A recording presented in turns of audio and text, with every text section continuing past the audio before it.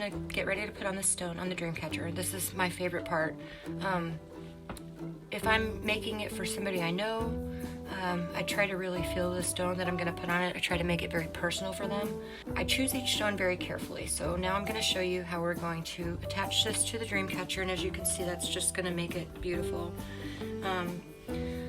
So what I do first is I find a bead with a pretty good size hole.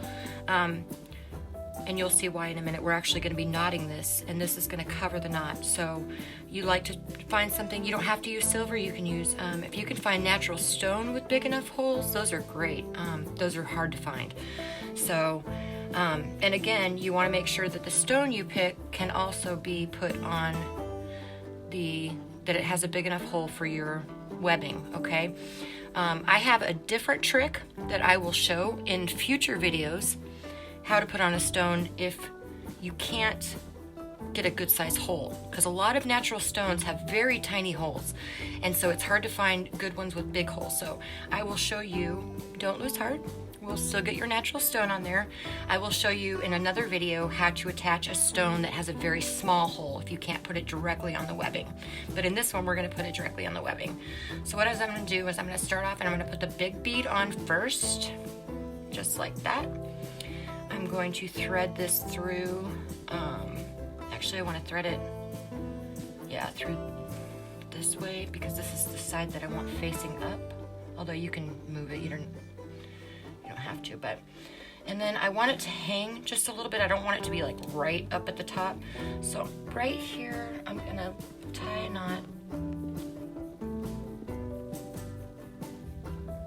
hopefully, tie a knot. Okay, right here I'm going to tie a knot. That's probably a good spot.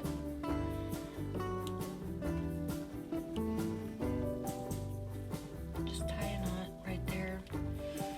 And then, so this is where our good friend super glue comes back in.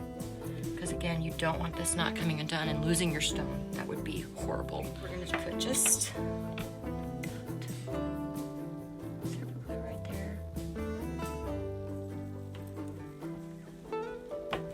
very carefully, don't get your scissors near your webbing, that would be disastrous. We're gonna clip that, and then we're going to, just like that, y'all. And it covers up that little knot, and you know that your natural stone is safe and secure.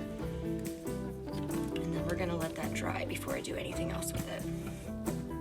Also, I usually cut a little piece of the original yarn just to do the little thing for it to hang on. So I'll just tie like a little knot right here.